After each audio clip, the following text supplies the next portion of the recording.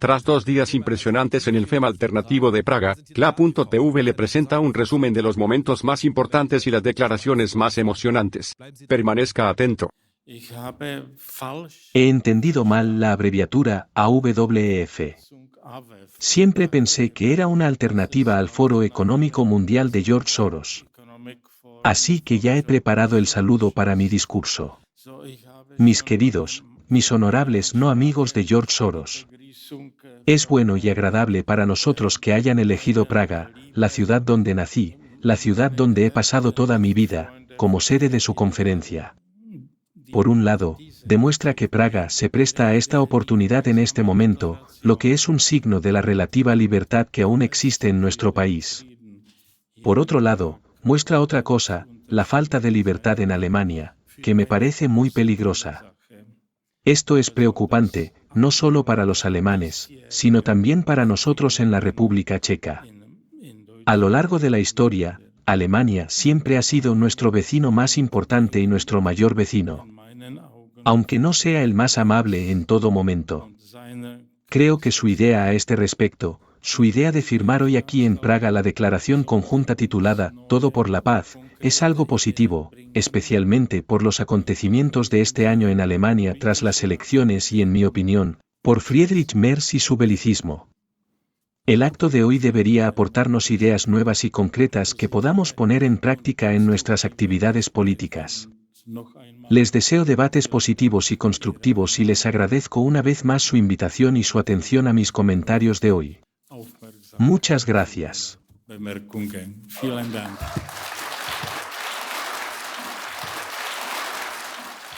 Während die Globalisten die Kriegspropaganda schmettern von Enteignung. Mientras los globalistas difunden propaganda de guerra, hablan de expropiación y destruyen la libertad de expresión, queremos hacer un esfuerzo especial en este día para defender la democracia, la libertad y la paz.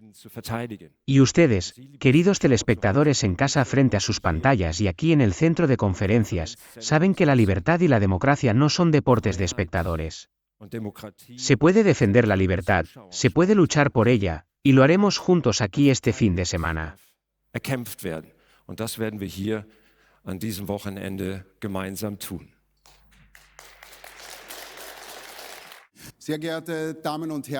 Señoras y señores aquí en esta sala, queridos telespectadores frente a sus pantallas en casa. Nuestra comunidad se ha unido en un estado de emergencia corona. Bajo presión, nosotros, que veníamos de direcciones muy distintas, reconocimos un objetivo común y nos unimos con este fin. Corona nos ha demostrado lo que valen nuestros derechos humanos y civiles garantizados cuando se trata de imponer una agenda, es decir, nada. Sin embargo, el coronavirus también ha demostrado lo fuertes que somos cuando unimos nuestras fuerzas. Y ahora, a finales de 2025, nos enfrentamos a un reto completamente nuevo. Ya que en Europa va a haber otra guerra. Al menos eso es lo que nos dicen. Ursula von der Leyen habla abiertamente de una economía de guerra. Bajo el mando de Keir Starmer, los británicos se convertirán en una nación blindada y preparada para el combate. Y el ministro de Defensa alemán, Boris Pistorius, quiere estar preparado para la guerra en 2029. La narrativa oficial dio un giro de 180 grados. De repente, la guerra y la violencia, las armas y los blindajes vuelven a ser una expresión de voluntad política. Incluso conceptos que han sido demonizados durante décadas, como la patria, vuelven a utilizarse ahora si se escucha el discurso de Jens Spahn en noviembre. Tenemos que luchar por la patria, dice.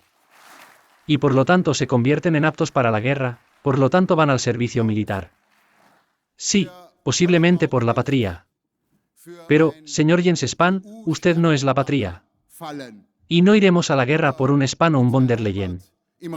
Y no queremos caer en una bandera estelada de la ONU y ver cómo se esfuma nuestra patria.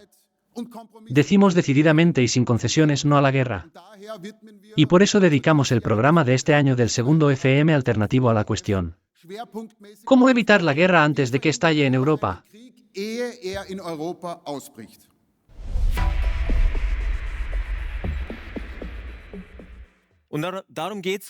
De eso trata el primer panel de hoy, pensar la paz, vivir la salud. Nuestros invitados en este panel son todos médicos, profesionales de la medicina apasionados, y todos ellos adoptan un enfoque holístico. Porque ellos, como todos nosotros, son plenamente conscientes de que el cuerpo, la mente, la psique y los síntomas físicos están intrínsecamente unidos. Estoy seguro de que todos hemos oído hablar de esto antes, pero ¿qué significa concretamente para nuestro modo de vida y, sobre todo, de cara a los difíciles años y meses venideros, que sin duda percibiremos como muy desafiantes? ¿Cómo podemos mantenernos sanos en estos tiempos difíciles?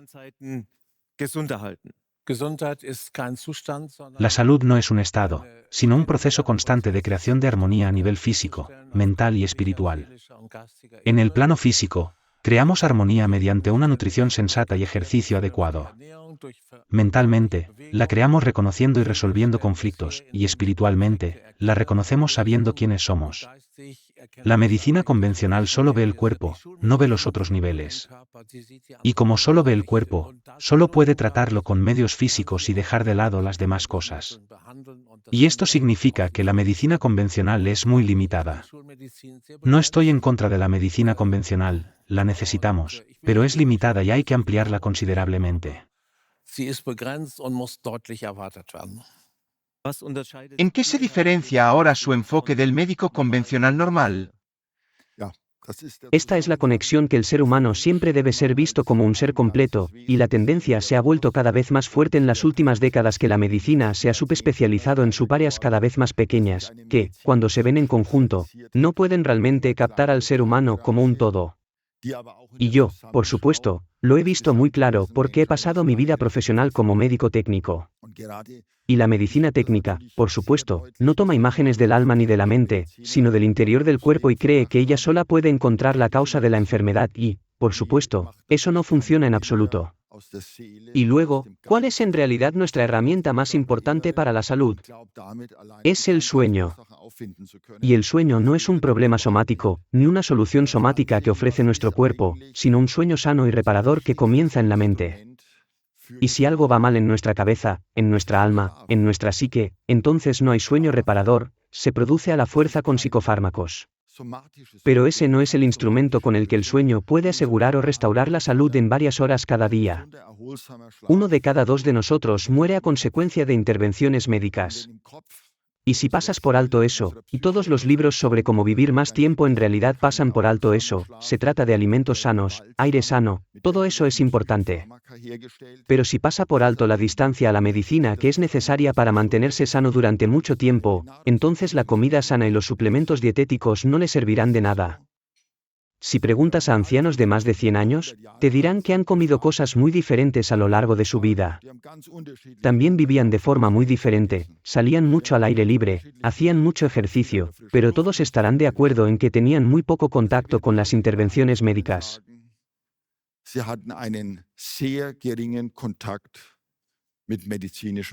El cuerpo, la mente, el alma, como ya he dicho, esto rara vez es un tema importante en la medicina convencional moderna. Una vez leí una frase, "A patient cured is a customer lost". Es decir, que un paciente curado es un cliente perdido. ¿Es esta la base central de nuestro sistema escolar moderno? Sí, así es. Y a lo que te refieres, y que ya se ha mencionado antes, es que estamos operando en un sistema sanitario. No estamos solos con nuestra salud, los médicos, etc. Es una construcción social que llevamos a los demás. Y ahí es donde se vuelve peligroso cuando nos ponemos en manos de otros, incluidos los médicos, por ejemplo. Esto también se ha demostrado científicamente. Como bien dijo el orador anterior, un colega del MWGFD dijo que los médicos también son una causa de muerte, al igual que muchos medicamentos y efectos secundarios. Y sí, ahora también hemos experimentado que la intervención para las personas sanas en particular, y luego las enfermedades graves si se impone una terapia a todo el mundo, simplemente no encaja, no es correcto y es peligroso. Recuerdo que un amigo me contó que hace muchos años, cuando nació su primer hijo, o en el embarazo, dijo, por Dios, no me había dado cuenta de que estar embarazada es una de las peores cosas que le pueden pasar a una persona. Que escenarios de pánico se extienden ante los jóvenes padres, ante los futuros padres. Como médico, ¿cómo se las arregla para quitarle el miedo a la gente en esta situación particular de la vida y ponerla del lado correcto, por así decirlo? ¿Tiene alguna receta secreta? Sí, quizá no sea una receta secreta, pero creo que cualquier médico consciente de su responsabilidad no debería trabajar con miedo. Y el embarazo es, por supuesto, una fase completamente normal de la vida y no una enfermedad en absoluto. Y también veo que, por desgracia, en ginecología o también en atención prenatal, esta dramatización se coloca en primer plano, que cuando los padres acuden con el diagnóstico de embarazo, se les muestran todos los exámenes posibles para descartar si el niño tiene la enfermedad de Down o alguna otra trisomía y cosas así. Se empieza con el negativo y luego se hacen 1000 pruebas, porque puede ser que la embarazada tenga alguna diabetes oculta y demás. Y lo que es realmente normal, lo que es normal, se pone al final de la cola. Así que creo que lo más importante es no asustar a las embarazadas, mostrarles que todo suele ir bien, que todo va bien. Y también me parece bien que muchas embarazadas, ahora me doy cuenta, también opten por una forma de parto completamente distinta. La gente lleva dándole vueltas a este tema desde la corona. La obstetricia no se cubrió precisamente de gloria durante la pandemia de coronavirus cuando se recomendó que las embarazadas llevaran mascarilla durante el parto. Me pareció tan malo, tan asqueroso básicamente.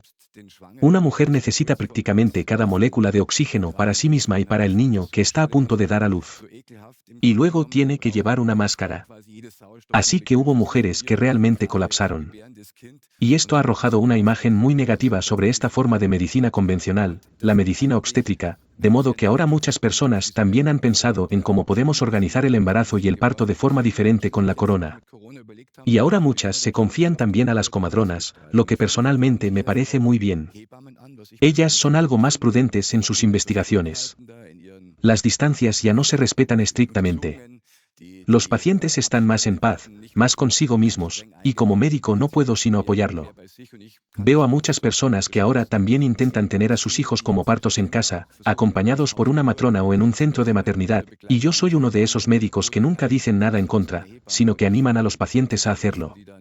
Creo que si todos nos atuviéramos a estas reglas, que también formuló Jesús, por ejemplo, que debes decir lo que quieres que te hagan, y luego tratar a los demás de la misma manera. Eso es más o menos lo que dijo en el Sermón de la Montaña. Haz a los demás lo que te gustaría que te hicieran a ti. Y es un mandamiento inherente, no matarás. Creo que esto es básicamente innato en las personas. Creo que todo el mundo anhela la paz. Solo tenemos que volver al grano. Y quizá tengamos que ser más valientes a la hora de expresar este deseo de paz, de no permitir que nuestros políticos hablen y fantaseen sobre la disposición para la guerra. ¿Quién quiere eso? ¿Quién se beneficia de ello? Tenemos que adoptar una postura firme y pronunciarnos en contra. Ayer, en nuestro grupo, lo primero que hicimos fue pensar qué podemos hacer por la paz, y se nos ocurrió la idea de que en realidad son las mujeres las llamadas aquí, o las mujeres las que en realidad son las personas de contacto en casa cuando se trata de salud. Las madres son las guardianas de la salud, las madres son las guardianas de la vida. Y creo que sería una buena idea que las mujeres dijeran conscientemente que no queremos que nuestros hijos sean sacrificados en el campo de batalla. Pueden organizarse y formar una especie de grupo, mujeres, madres, abuelas por la paz. Creo que sería algo positivo si pudiera hacerse en toda Europa, en todo el mundo. Que los políticos de aquí, que están prácticamente controlados por unas élites de poder, por la mafia del dinero por así decirlo, tengan la tarea de forzar de algún modo una guerra a la primera de cambio, que se les contrarreste con algo poderoso. No lo digo en el sentido de nosotros, los humanos. Si todos lo hacemos y mucha gente lo hace, me imagino que no tendrán éxito en este belicismo tal y como lo conciben.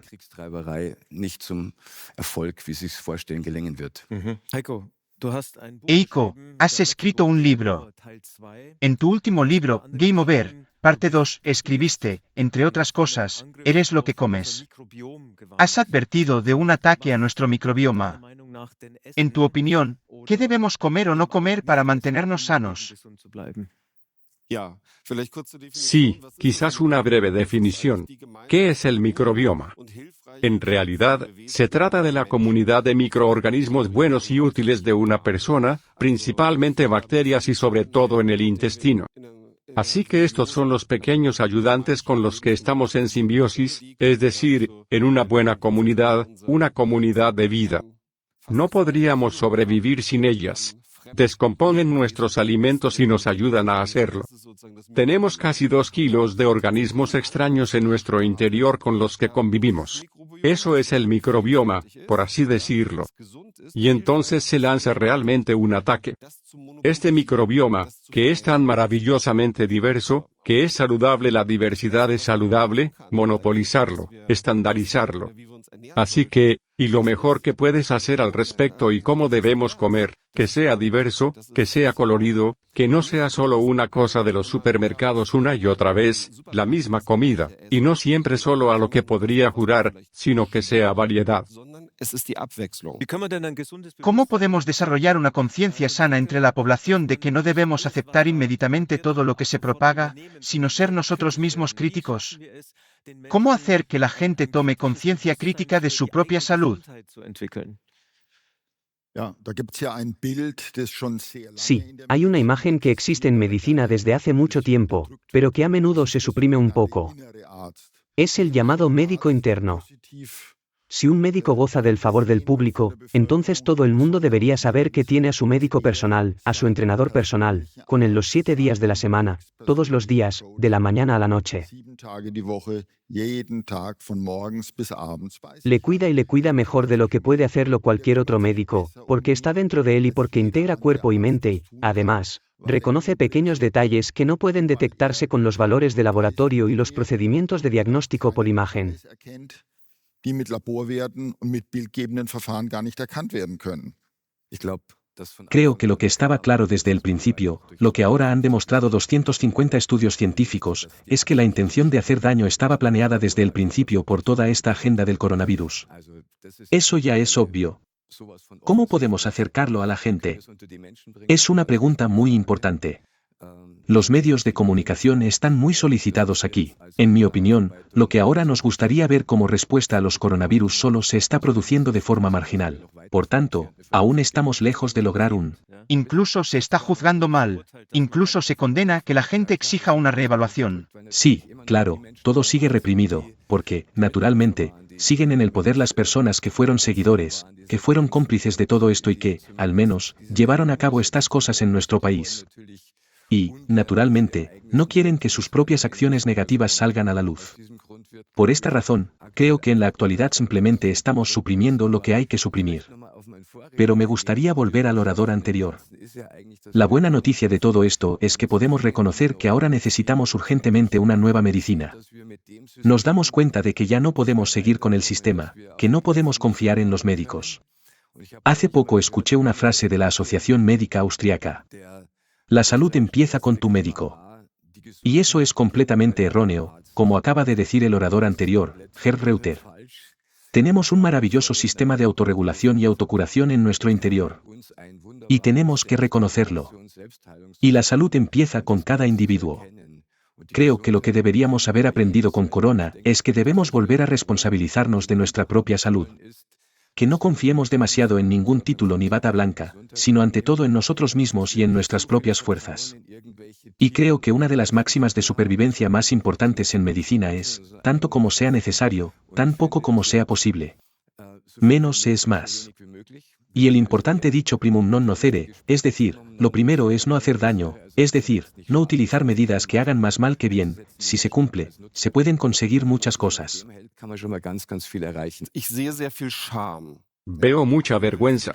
La gente no quiere admitir que la mayoría de los médicos se han equivocado de camino al caer en esta propaganda del coronavirus y la vacunación. Y también veo la vergüenza en el hecho de que muchos se han enriquecido con dinero extrapresupuestario, y muchos han participado. No solo médicos, sino también hospitales, por supuesto, pero también muchos otros que han ganado dinero con mascarillas y centros de pruebas y demás. Incluso políticos, por cierto. Por desgracia, la corrupción política no es un delito punible en Alemania. Todavía no lo han escrito en la ley.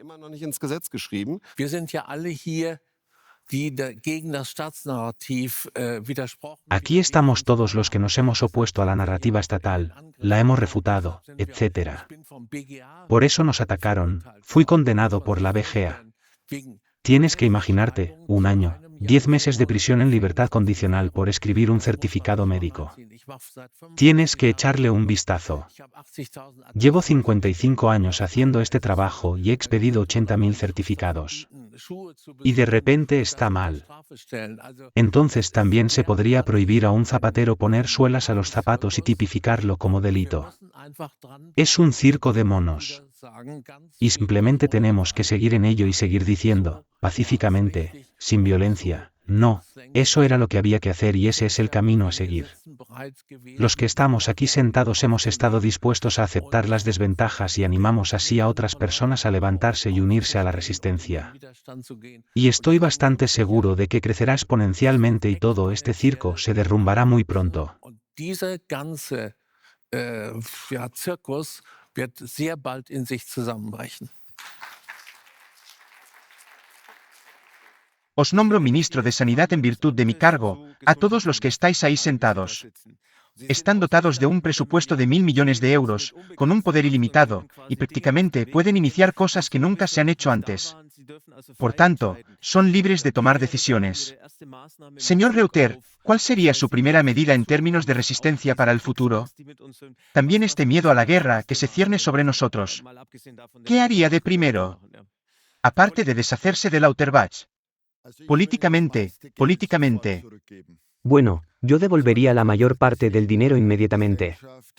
Sencillamente porque una sociedad que cree necesitar un sistema sanitario es una sociedad enferma. Una sociedad sana no necesita un sistema. Bueno, si yo fuera ministro de Sanidad, cambiaría el incentivo. El incentivo viene de la medicina. Todos hemos aprendido patogénesis, la ciencia de las enfermedades. Y el estímulo es la enfermedad. Cuantos más enfermos trato, más dinero gano. Hay que pasar de la patogénesis a la salutogénesis. La cuestión no es que te hace enfermar, sino que te hace estar sano y que te mantiene sano. Y el incentivo debe ir en esta dirección. Tengo que ganar mucho dinero si tengo muchos pacientes sanos. Igual que ocurría en China, donde el médico solo recibía dinero si el paciente estaba sano y nada si estaba enfermo. Entonces podría hacer un verdadero esfuerzo.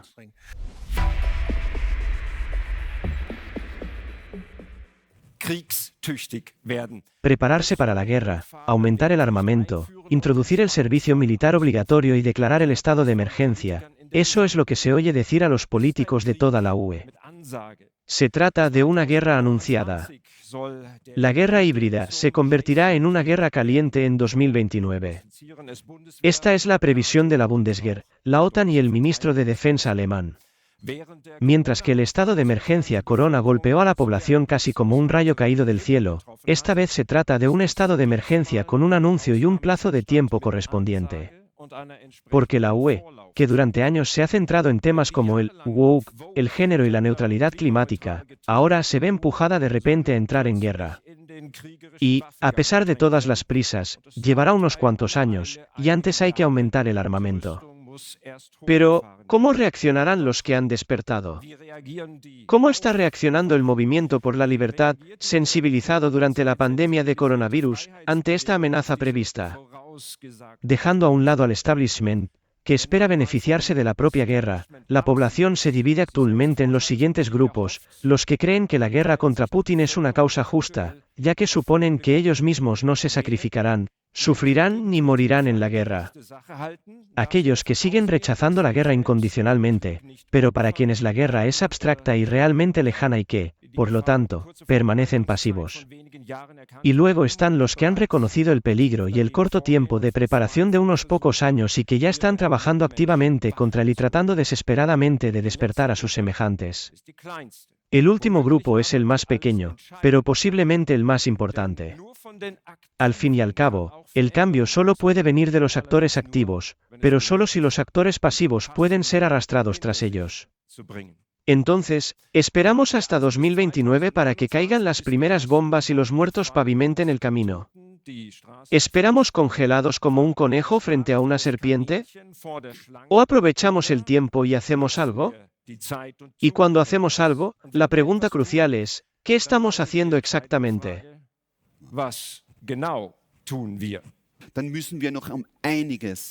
Entonces tenemos que ser mucho más valientes, más enérgicos y quizás también más resistentes de lo que ya fuimos durante la corona, porque el peligro es en realidad siempre mucho mayor, económicamente, para la sociedad en su conjunto, pero simplemente también para nuestro entorno favorito.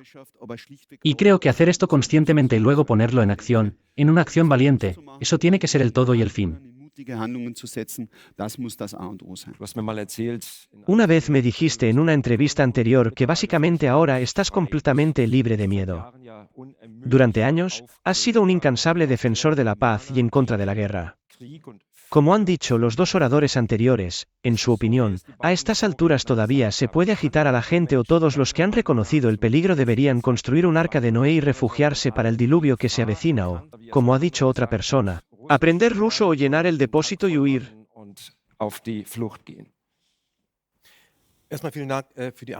En primer lugar, muchas gracias por la invitación. La pregunta es qué se puede aprender de tu oponente, y creo que lo que se puede aprender de tu oponente lo hemos visto con Corona es que en cuanto intentamos llegar a la mente a través de argumentos, pero con una población a la que se ha metido miedo, fracasamos. Los medios más eficaces en la época de Corona eran simplemente los ataúdes de Bérgamo. Eso funcionó, la gente se lo puede imaginar. Si luego vienes con estadísticas y dices, escucha, esto te atrapa, basta con mostrar a gente con respiradores, vengan de donde vengan, la gente con este miedo se agarra a la primera paja. Esa es también la idea de la investigación sociológica, que el miedo restringe gravemente el pensamiento. Así que hay que hacerse la pregunta, nadie está a favor de la guerra, eso está muy claro, pero la amenaza es que Putin, como lobo solitario, nos mate a todos. Y creo que debemos reconocer que tenemos que comunicarnos a través de las emociones. Puede tomar Edward Bernays o Gustav Le Bon, Psicología de las masas. Si eso no funcionara, no habría publicidad. También podemos hacerlo, porque es un efecto que también podemos provocar. Por eso creo que debemos hacerle el juego al adversario buscando lo que nos quiere vender bien y volviendo a hacer hincapié en ello. Eso molestará a algunos, pero es lo que tiene que hacer. Podrías hacer una campaña falsa de la Bundeswehr y pegarla delante de los cuarteles, por ejemplo, donde se vean niños con uniformes de soldados con un arma afilada y debajo ponga práctica pronto. O soldados de la Bundeswehr, conviértanse ahora en criminales de guerra. Historias así. También podrías adaptar la campaña que se hizo durante Corona. Muchos fabricantes de marcas han alienado sus logotipos. Recuerdo McDonald's, vacunación, me encanta. Y como ese McDonald's en colores de camuflaje, mata, me encanta. Incluso las iglesias, la vacunación es amor. Sustituir la cruz por 2 cohetes, la comunión todos de uniforme, matar ahora. La guerra es buena. O el anuncio de Hornbach, soldados cavando fosas comunes, y luego hazlo tu proyecto.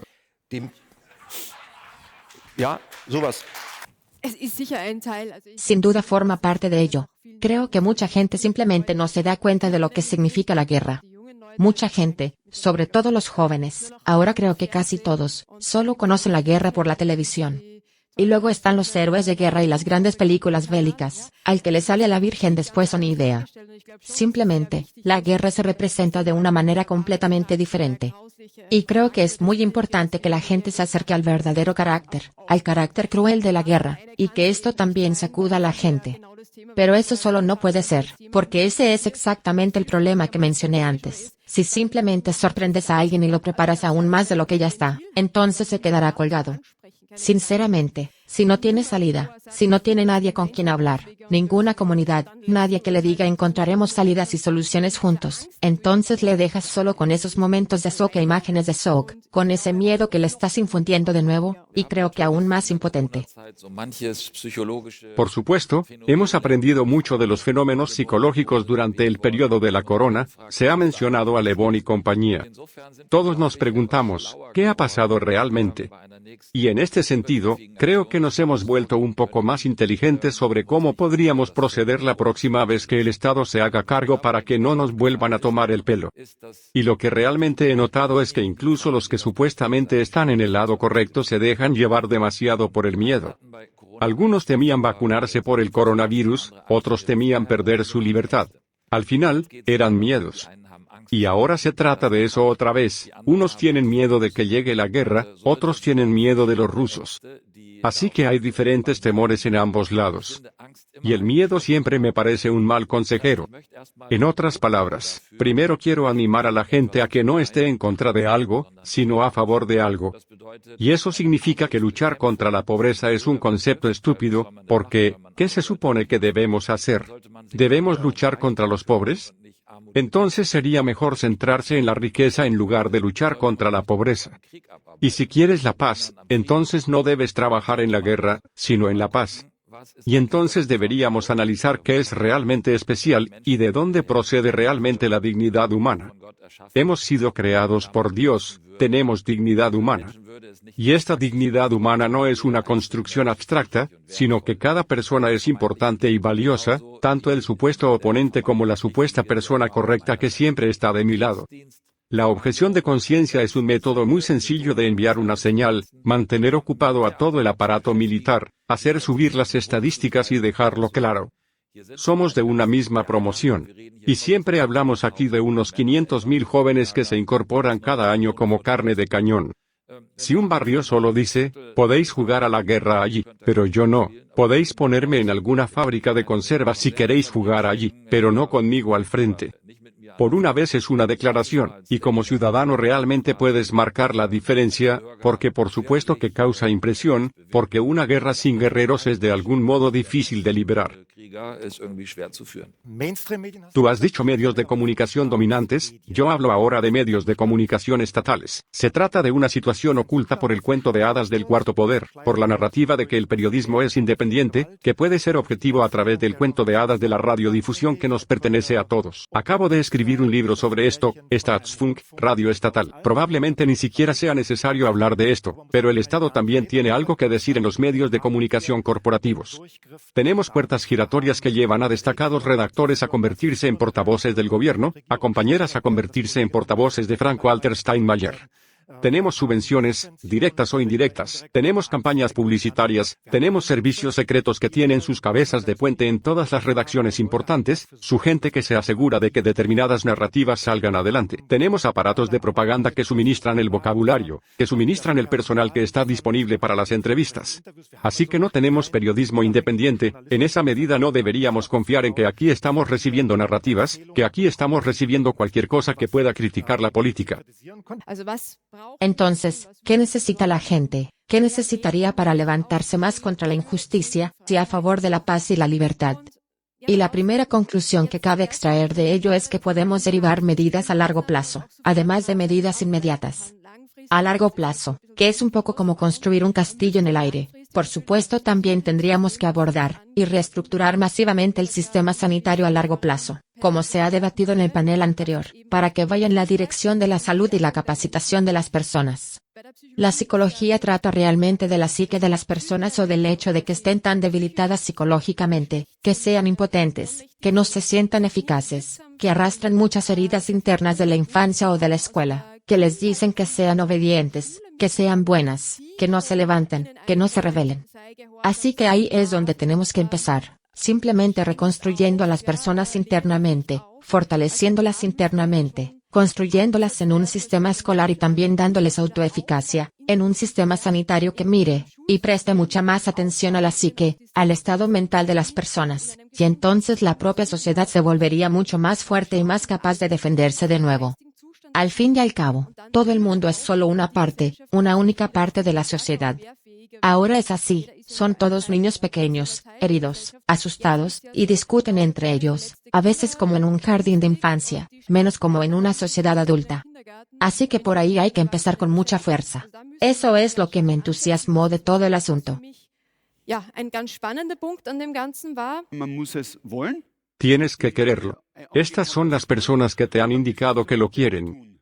Y luego tienen que hacerlo también, por favor. Y hay una gran brecha en el medio. Así que hay que ponérselo lo más fácil posible. Así que tienes que decirles, vale, hay una página web, por ejemplo, inscríbete o tenemos una estructura in situ o ven a una manifestación, por ejemplo cada primer sábado de mes frente a la Cancillería Federal en Viena, como hacemos nosotros. Pero, sencillamente, solo funcionará si hacemos que el peligro, como bien ha dicho Caivan, sea tangible, visible, y luego le decimos a la gente que haga algo. Y si luego nos dejamos parar porque los medios nos atropellan y decimos, socorro, socorro, ahora están destruyendo mi nombre, ahora tengo que parar. O soy muy conocido en mi ciudad y ahora lo dejo. Pues entonces, muchas gracias, eres partidario de la guerra. Tenemos que hacer que la gente se dé cuenta de que lo que hacemos, aunque sea salir a la calle, no es fácil, ni siquiera para los individuos. Y que no es divertido en el sentido primario de que nos estamos metiendo con los que no solo han planeado Corona, que no solo han planeado la agenda migratoria de 2015, que no solo han planeado el colapso bancario de 2008, sino que están planeando la Tercera Guerra Mundial. Y no es bueno comer cerezas con ellos. Y si te metes con ellos, tienes que saber de antemano que tienes que estar preparado para pagar un precio. Y si llevamos esta tensión de, ¿qué nos espera? ¿Cómo puedo contribuir? ¿Y qué estoy dispuesto a pagar? Es agotador. Puede ser peligroso. Puede venir un vecino y preguntarme qué hago en la manifestación o qué hago en una acción, entonces tengo que prepararlo con antelación, y entonces tenemos que tener claro que esta lucha por la paz y ahora, claro, se está poniendo gracioso luchar por la paz, este compromiso por la paz, que lo están impidiendo los globalistas utilizando todos los métodos, porque quieren la Tercera Guerra Mundial.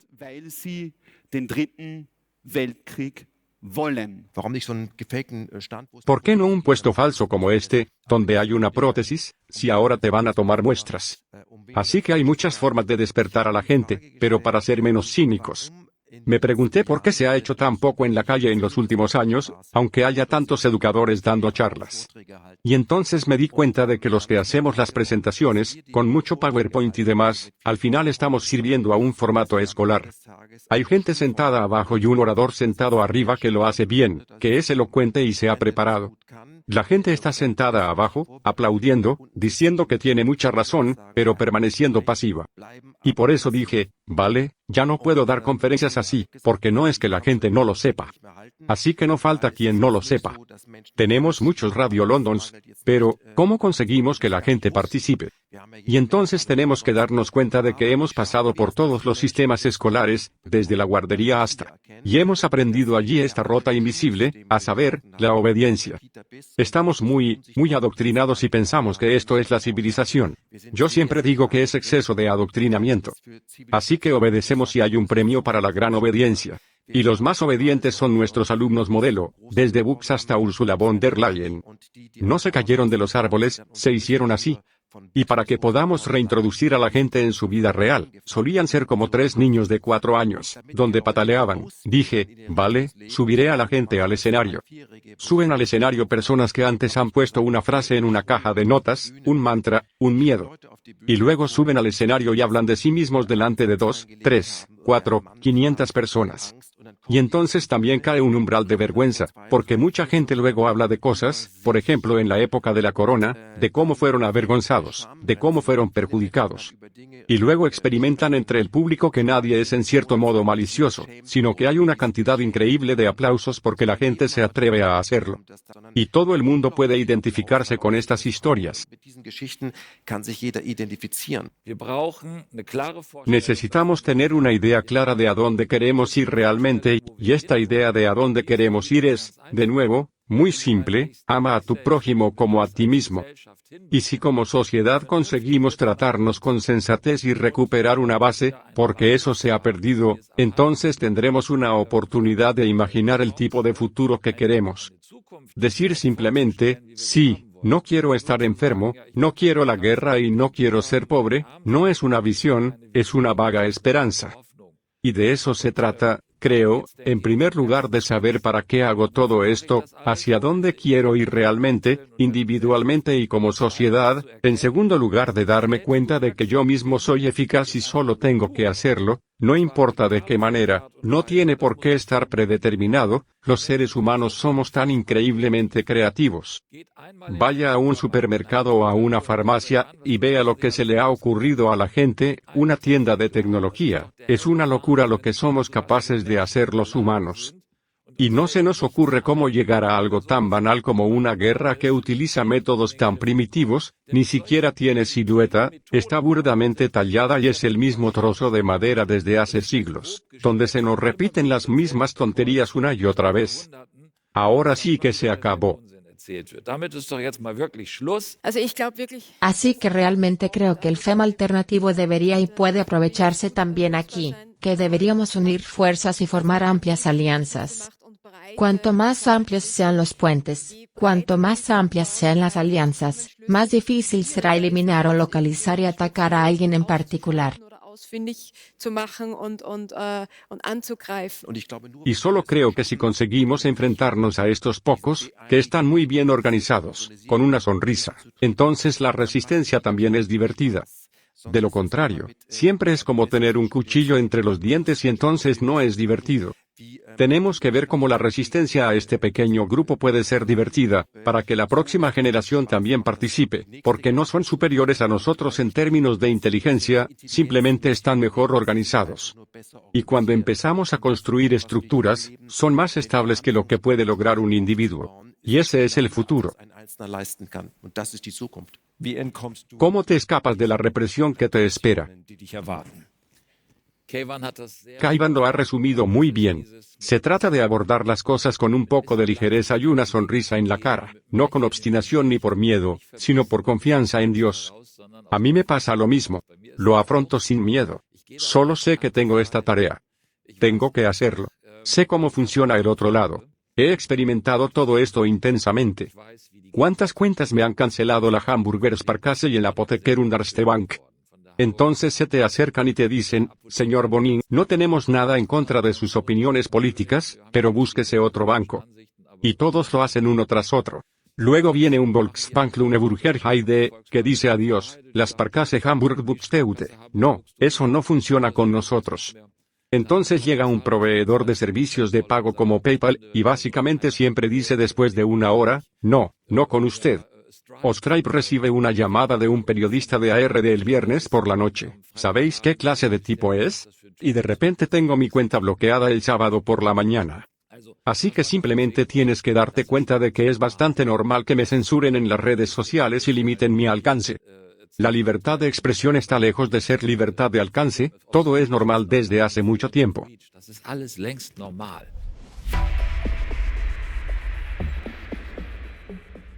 Wir brauchen ein faires Geldsystem für eine freie Zukunft. Necesitamos un sistema monetario justo para un futuro libre. El sistema monetario imperante, que todos conocemos como dinero fiduciario, se revela como un pulpo global del que percibimos que casi todos los gobiernos están a merced. Los hilos son movidos por unas pocas personas, y estos verdaderos amos del dinero naturalmente también tienen el poder. El dinero actual se crea de la nada con solo pulsar un botón, y no solo no tiene cobertura, sino que además nuestro sistema está lastrado por el interés compuesto. El resultado, por supuesto, es una codicia desenfrenada por más y entonces, cada vez que este sistema llega a su final preprogramado, necesita un reinicio cada pocas décadas, que podemos o debemos experimentar actualmente como el gran reinicio. Por supuesto, mucha gente reconoce en este sistema monetario la verdadera raíz de todos los males, ya sea la inflación, el empobrecimiento, el hambre o las guerras. Si todo no estuviera orientado hacia el crecimiento perpetuo, muchas de las crisis de nuestro tiempo ni siquiera serían necesarias. El año pasado debatimos posibles salidas en nuestro panel sobre el sistema monetario y todo el mundo estaba de acuerdo. Por un lado, el Estado debe adelgazar, debe alejarse del paternalismo y concentrarse en sus tareas esenciales, y por otro, el sistema monetario debe a su vez ser más justo y, por supuesto, más equitativo. Sobre todo, debe haber una cobertura clara para que la impresión inflacionista no pueda continuar simplemente a voluntad, como tenemos ahora. Pues bien, este año queremos ser aún más específicos, porque solo quien sabe reconocer un objetivo claro puede dominar el camino hacia él. Y tenemos curiosidad por ver si podemos encontrar un denominador común en nuestro grupo de expertos económicos. Bueno, es un dinero que realmente funciona sin interés, porque el interés es un problema. Ya no se ve como un problema hoy en día, el interés es un problema porque es exponencial. Todo el mundo conoce el interés compuesto de la escuela, es una función exponencial. Así que empieza despacio, se hace cada vez más empinado hasta llegar al infinito. Y este interés compuesto del sistema monetario obliga a toda la economía a desarrollarse exponencialmente, es decir, cada vez más rápido. Por eso necesitamos un crecimiento económico permanente. Así pues, para que nuestro sistema se mantenga estable, necesita al menos un 3% de crecimiento económico cada año, de lo contrario se derrumbará tarde o temprano. Y eso es porque tenemos que perseguir constantemente estos tipos de interés. Así pues, estos tipos de interés provocan una inflación cada vez mayor de los activos financieros. También significa que los pobres son cada vez más pobres, mientras que los ricos son cada vez más ricos. Una persona rica simplemente tiene mucho dinero, lo presta a interés, se hace aún más rica gracias a los intereses, y todas las demás personas tienen que pagar por ello. Y así, el dinero pasa automáticamente de las masas a cada vez menos manos a través de los intereses. Ese es el problema básico del sistema monetario. Das Geld von der großen Masse zu immer weniger Händen über. Das ist das Grundproblem im Geldsystem. No, hemos visto los terribles efectos de la inflación en la historia. Se ha mencionado la década de 1920 y es muy cierto que cada guerra, cada gran declive de un imperio se basa siempre en la falta de solidez del dinero. En otras palabras, cada vez que el dinero dejaba de ser sólido, estallaban guerras y caían imperios porque se quería desviar la atención del fraude. Se tenía que desviar la atención del fraude. Si ya no puedo pagar, o me bajo los pantalones y le digo al mundo que te he jodido, los políticos son muy reacios a hacerlo, o haces un suceso aún peor y luego dices, bueno, es lo que ha pasado. Todo el mundo sabe que no fui yo. Y ese es en realidad el problema por el que decimos que no debemos seguir permitiendo esta inflación. Yo abogaría por hacer una distinción clara entre la oferta monetaria, el crecimiento de la oferta monetaria y la inflación. Y si lo situamos en el contexto de los ingresos de la gente, tenemos que darnos cuenta de que un empleado medio en Alemania tiene que trabajar hoy 7 veces más por una onza de oro que en 1999. Y eso es exactamente lo que ya ha descrito Heike Hammer. Es el llamado efecto Cantillon, en el que los primeros receptores del dinero recién creado se benefician porque pueden comprar a los precios favorables que aún prevalecen. Entonces entra cada vez más dinero en el mercado, se crea demanda, suben los precios y, al final, aumentan los ingresos de pensionistas, asalariados, etc. Y ese es precisamente el efecto redistributivo que se produce. ¿Necesitamos un patrón oro ahora o no? ¿Es bueno ahora? ¿Es malo como siempre? La discusión no nos lleva a ninguna parte.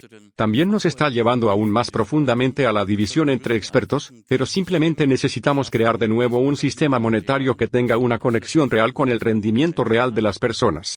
Y la pregunta es, ¿cómo lo gestionamos ahora o en qué dirección queremos cambiarlo? También tenemos que llevar a la gente con nosotros. Así que, si solo los teóricos de la economía están de acuerdo, quizás sea ese el camino correcto, hay que recoger a la gente. ¿Y qué experimenta la gente en la realidad? Simplemente están experimentando una caída del nivel de vida, están viendo cómo suben los precios, y la carga de la deuda es cada vez más abrumadora. Creo que el profesor Rafeluschen citó una cifra a principios de año que realmente me dejó pasmado. Según el profesor Rafeluschen, la deuda nacional real de Alemania es de 17,3 billones de euros, es decir, un múltiplo de la deuda nacional oficial.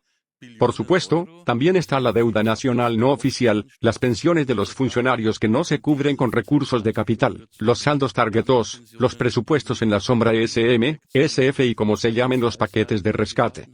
Ahora seguimos teniendo muchos activos especiales.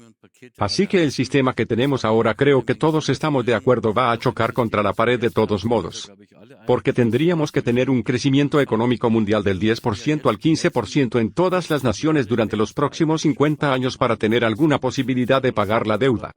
Y este no es el plan de los gobiernos para pagar la deuda nacional, sino más bien lo contrario. Y si ahora nos dirigimos hacia un cambio de moneda, una reforma monetaria y cosas por el estilo, que creo que es muy realista, entonces simplemente tenemos que tener en cuenta históricamente que lo que todos piensan no es cierto. Esperemos que pronto haya una reforma monetaria, entonces me libraré de las deudas. Ocurre exactamente lo contrario. Tenemos las leyes de revalorización de la deuda, es decir, la cuestión de los beneficios de la especulación hipotecaria, y la cuestión del impuesto sobre la especulación de los beneficios del crédito. Se trata de alrededor del 50% porque los activos se convierten de forma diferente a los valores monetarios puros.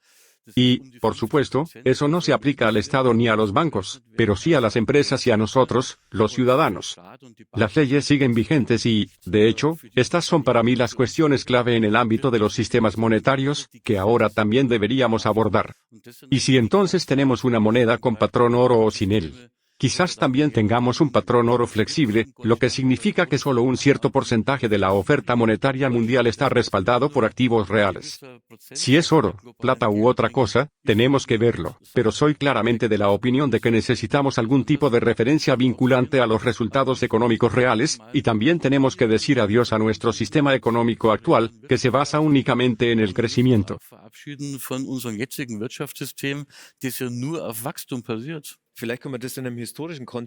Tal vez se puede mostrar esto en un contexto histórico.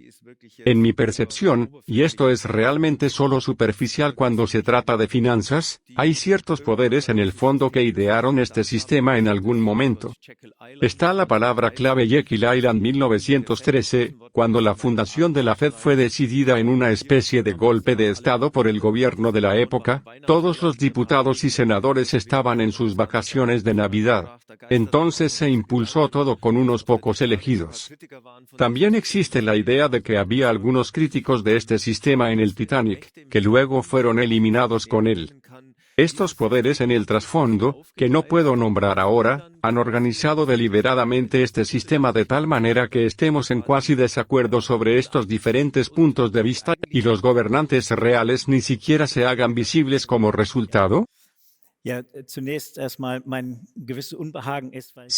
Sí, en primer lugar siento un cierto malestar, porque desde el punto de vista económico-financiero, aquí ha habido bastante confusión, que quizás haya que separar un poco.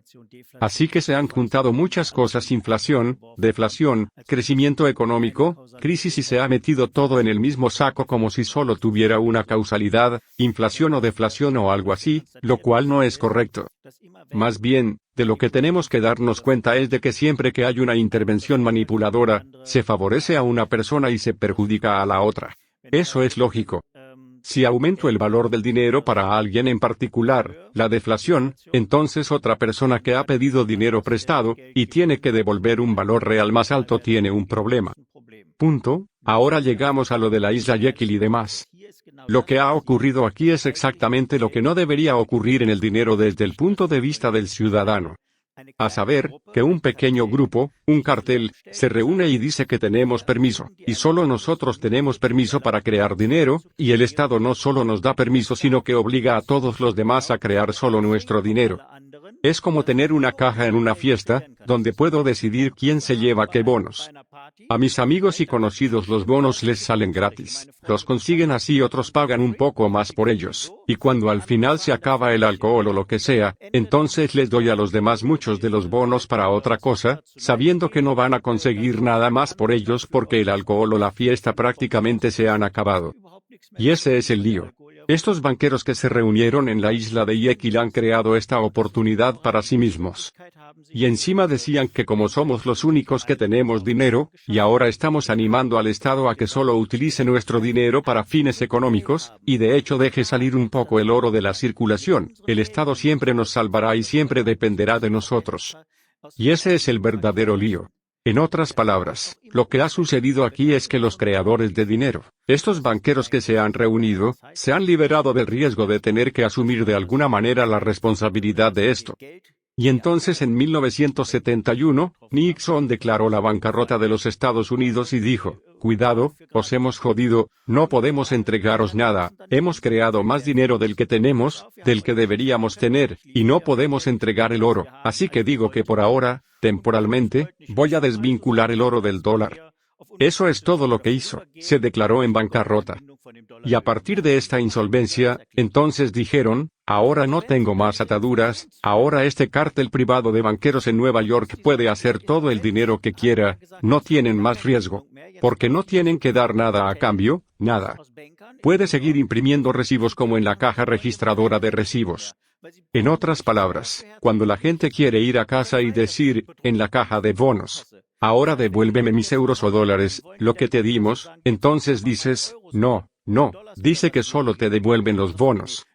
Puedes irte con tu bono, te daré uno nuevo.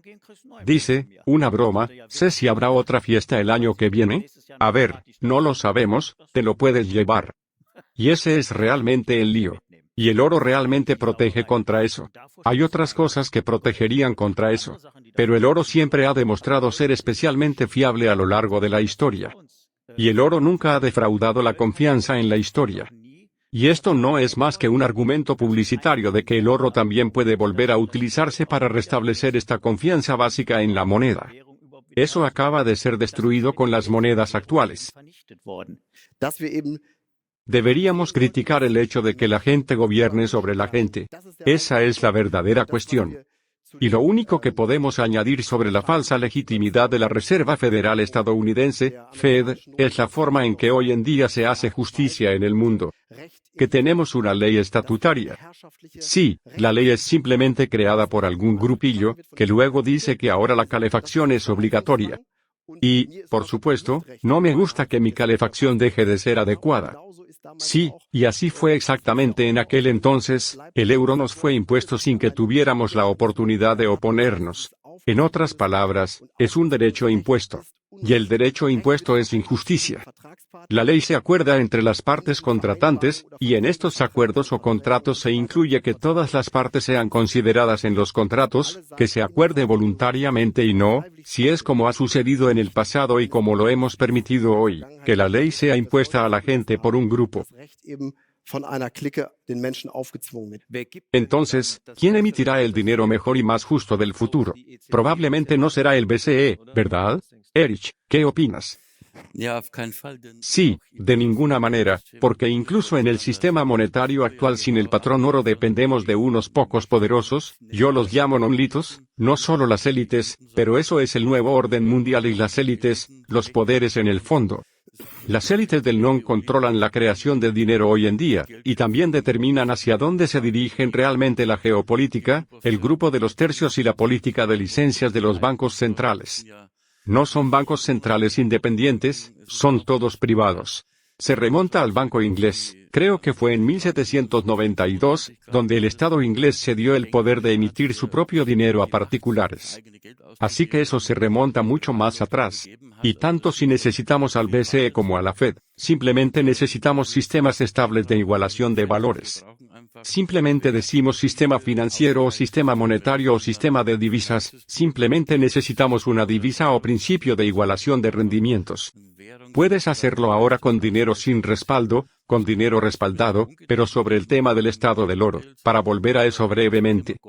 Permítanme recordarles el Imperio Romano, donde por una onza de oro recibía un traje de caballero a medida, a saber, una túnica, sandalias de cuero, corona de laurel y una cinta roja. Y hoy, por una onza de oro también puedo conseguir un gran traje de caballero hecho a medida con zapatos sensatos. Por tanto, el oro siempre vale lo mismo, son las divisas las que aumentan o disminuyen su valor.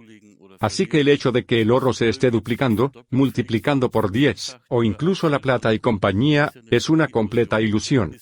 Al fin y al cabo, son las monedas fiduciarias las que han acabado depreciando significativamente su valor en los últimos tiempos, y creo que si tuviéramos un verdadero Estado que tuviera en mente el bienestar de la gente, podría incluso gastar el dinero con el sistema adecuado, justo y equitativo. Sin duda sería una posibilidad, pero por otro lado, como dices, la humanidad es tan creativa que siempre encontramos soluciones, y existen. Así que si nos adelantamos a tu pregunta, Robert, ¿quién está gastando el dinero adecuado? ¿O qué estamos utilizando? Los ejemplos están ahí. Dejemos que los sistemas compitan entre sí y que el pueblo decida.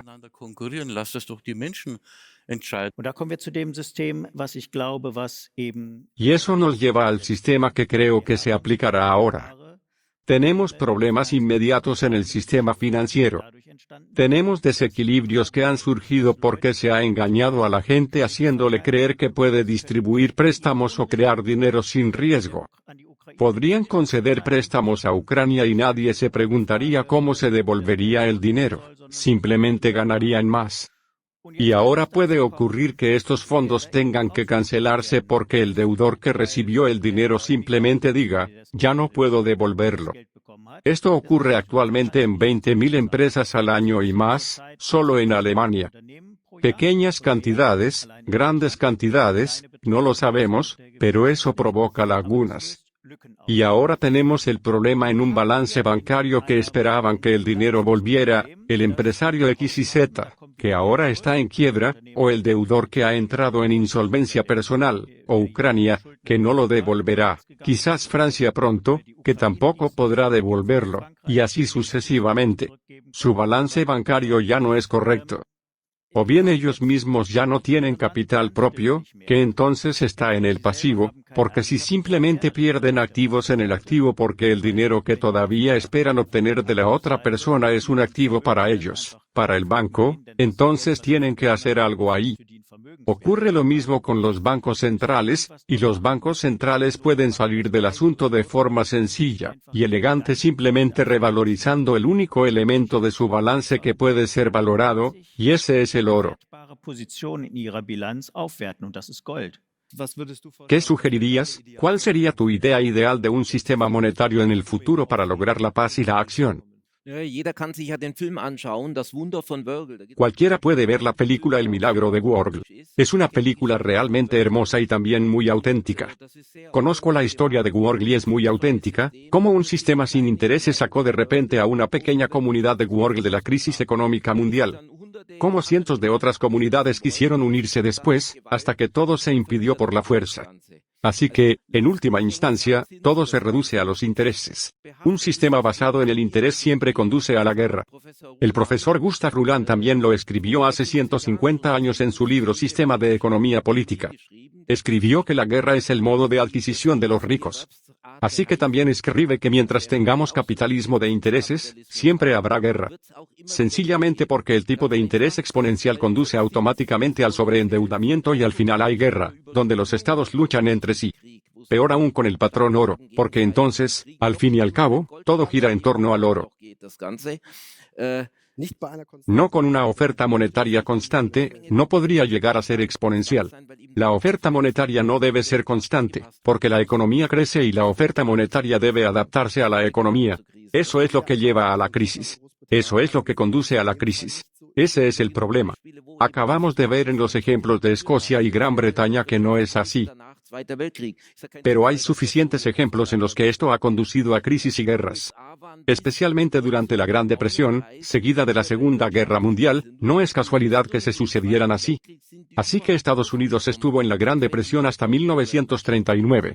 Solo salieron de ella blindándose durante la Segunda Guerra Mundial, de lo contrario seguirían hoy en la Gran Depresión. No se puede salir de semejante crisis deflacionaria sin una guerra. Y así, las cosas volverán a ser como siempre. Habrá deflación y luego vendrá la gran guerra, se destruirá y luego se reconstruirá. Volverá a ocurrir. Veo venir la Tercera Guerra Mundial, igual que vino la Segunda. El proceso es exactamente el mismo que en la actualidad. Ahora se está creando una enorme burbuja especulativa. La gente se deja llevar realmente por la codicia, hay que comprar acciones y hay que invertir, y el dinero tiene que funcionar y todos os haréis ricos, prometen. Y si estalla como en 1929, entonces tendremos exactamente el mismo proceso que entonces.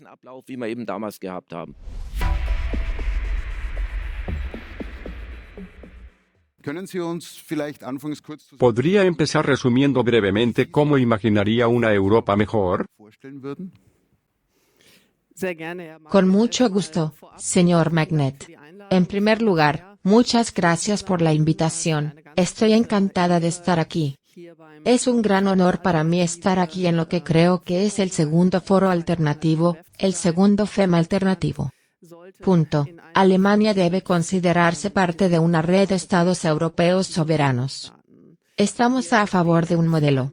Estamos a favor de un modelo de estados nacionales independientes y soberanos, es decir, de la llamada Europa de las patrias. Y estamos a favor de las reformas, de desmantelar este monstruo burocrático, que personalmente me recuerda mucho más a los restos de la Unión Soviética, y de devolver realmente a la Unión Europea a su esencia. Y la única manera de hacerlo es reducir competencias, echar a las decenas de miles de burócratas y funcionarios que oprimen a la gente e imponen prohibiciones a las empresas y a los consumidores privados. Esto es totalmente contrario a la idea de la libre competencia, la libre empresa y la libertad de los derechos civiles. Pero quizás lleguemos a eso dentro de un momento. Entgegen der Idee des freien Wettbewerbs, des freien Wirtschaftens und auch freier Bürger. ¿Dónde queda el gobierno de este terrible canciller Friedrich Merz, al que considero absolutamente incompetente, que sigue perjudicando a este país? Pero no es tan complejo en absoluto. Nuestros precios de la energía son demasiado altos. Nos están dejando fuera de la competencia internacional en todas partes. Nuestra columna vertebral es la industria del automóvil, el motor de combustión. Ahí es donde entran de nuevo, la prohibición de los motores de combustión a nivel de la UE, pero cuenta con el apoyo del gobierno alemán. No se hace nada de nada. Luego tenemos la ordenanza sobre energía de los edificios. También nos parece estupenda. Y cuando la CSU empiece a volar las centrales nucleares de Baviera. Hay que imaginártelo, es como una tormenta salvaje. Esto es una tormenta de máquinas, una tormenta tecnológica en nuestro país. Me recuerda históricamente a aquella campaña única de Mao Zedong en la China comunista. Alguien fue antes, Mao, que dijo que así es como se va a hacer aquí, y luego todo el mundo corrió tras él y lo hizo también. Palabra clave, gran salto adelante. ¿Qué tiene de diferente lo que se hace en Alemania actualmente? Activos fijos por valor de miles de millones saltan por los aires tras su depreciación, irremediablemente destruidos. Las centrales nucleares en funcionamiento, que por cierto tienen una huella neutra de CO2, están siendo dinamitadas y un país como Alemania, un país industrializado, se aferra a una electricidad que revolotea con unos precios de la energía que se disparan. Esta debilidad de las energías renovables se compensaba antes con el gas ruso barato. Y eso me lleva de nuevo a la cuestión de Europa. ¿Cómo se atreven los dirigentes europeos a intervenir hasta tal punto, a oponerse a Rusia de tal manera que nuestros intereses nacionales dejan de estar representados en absoluto y, por el contrario, se ven perjudicados? Porque tenemos que entender dos cosas. No podemos provocar una guerra en Europa sin Rusia, esa es una cosa, y la otra es que nuestra economía no es competitiva sin el gas natural ruso, es un cálculo muy simple.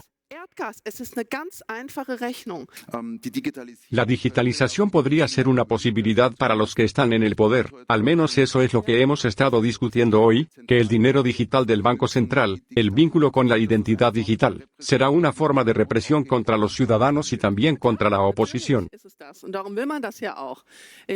Claro, por supuesto que sí, y por eso se quiere. Quiero decir, todo está interrelacionado. Por lo tanto, creo firmemente que lo que hemos visto durante las medidas Corona es que se trataba de un ensayo, una prueba para algo más grande.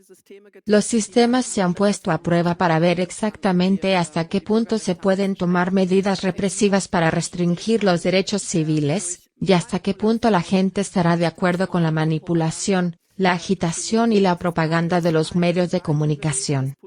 Todo esto ha sido un acompañamiento del complejo político mediático para acabar completamente con la gente con una de las mayores mentiras de la historia. Al igual que con el miedo al cambio climático, se trata exactamente del mismo mecanismo.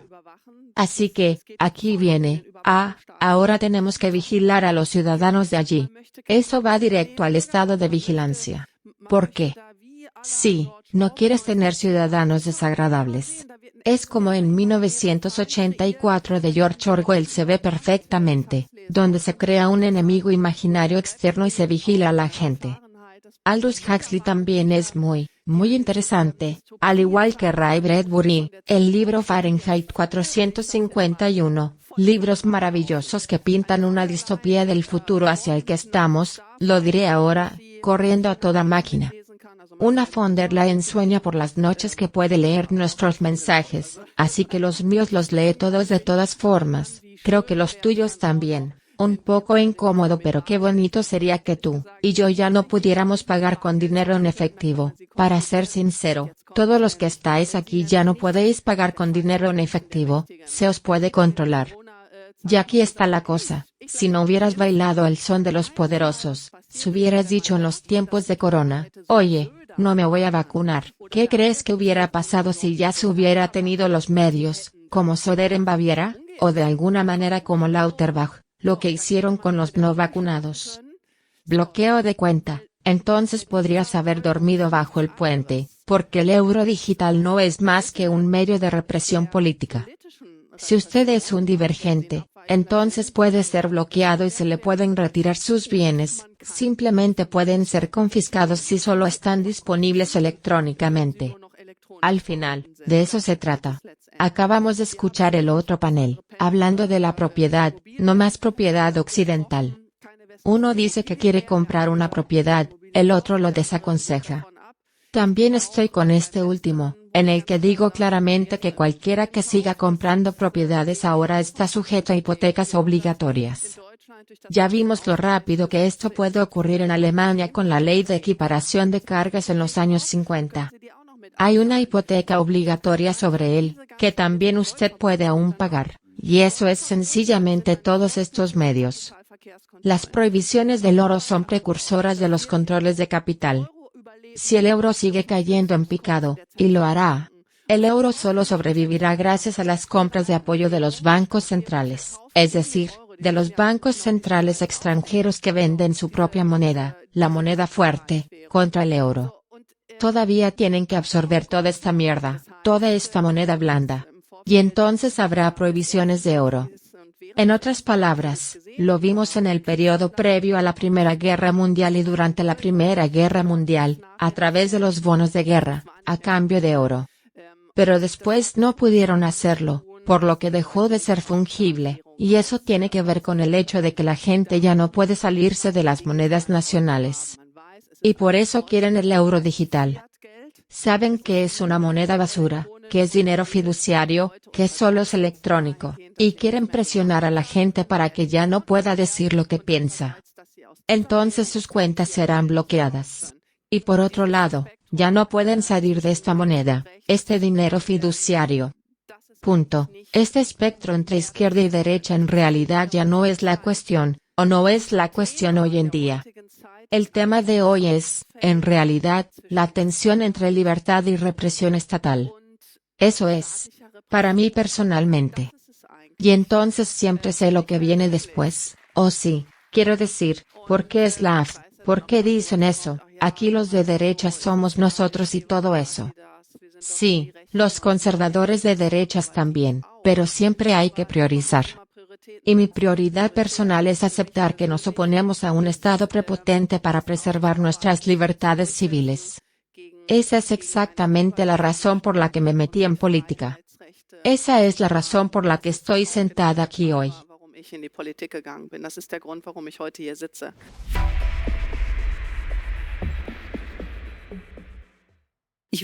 Nunca olvidaré esto el resto de mi vida. Y todos aquellos que utilizan la palabra guerra a la ligera deberían ir a uno de estos frentes. Deberían ver lo que ocurre allí con los que están directamente en primera línea, con los que están en el interior. Esto es inimaginable y es tan irresponsable siquiera pensar en comenzar algo así de nuevo. Si tuviera que esbozar este cuadro de una Europa ideal frente a usted, ¿por dónde empezaría primero? La UE debe irse. Esa es mi exigencia absoluta.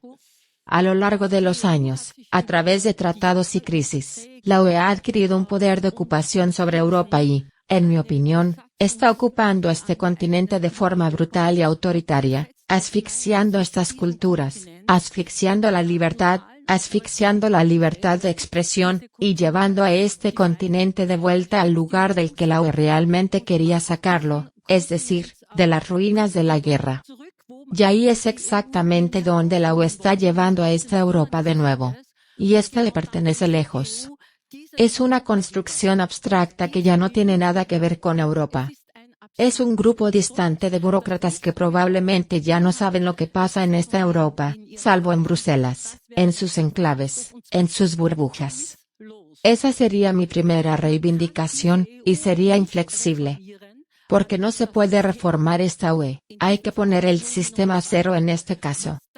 La gran pregunta es qué saldrá de todo esto, pero solo puede ir a mejor. Y las naciones europeas se han sometido a los dictados de esta Unión Europea durante décadas. Y acuso a nuestros políticos de traición, de traicionar a los ciudadanos de esta Europa, porque nos han vendido y traicionado, por los intereses que sean.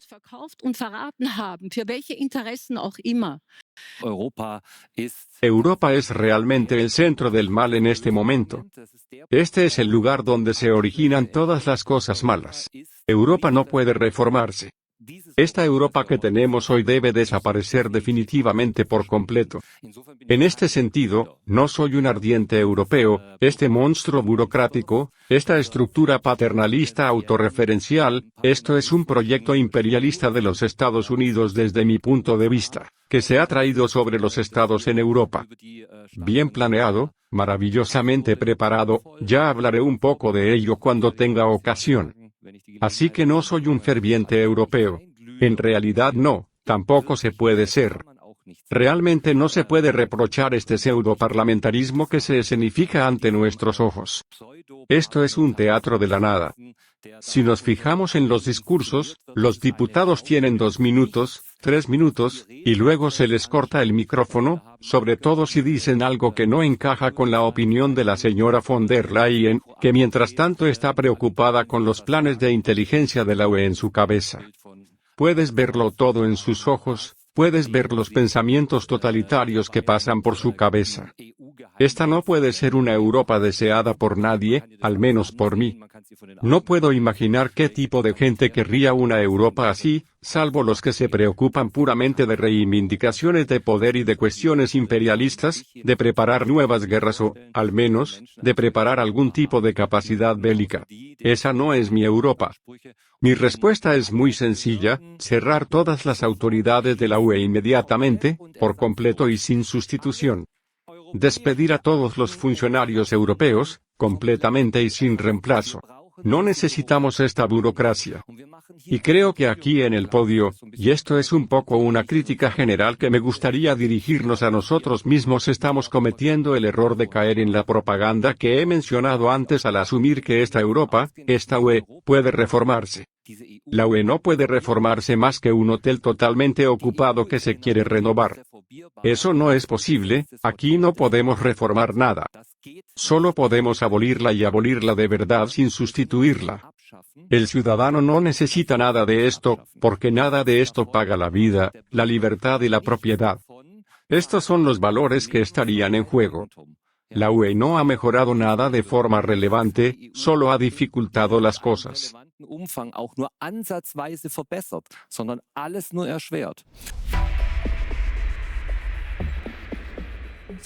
Serge, te han colocado justo al lado de Martin Sellner. Si estás sentado aquí en el podio con él, y se supone que tiene que hablarle de la emigración, ¿no tiene miedo de Martin, a quien se acusa de querer la emigración inmediata de todas las personas de otro color de piel?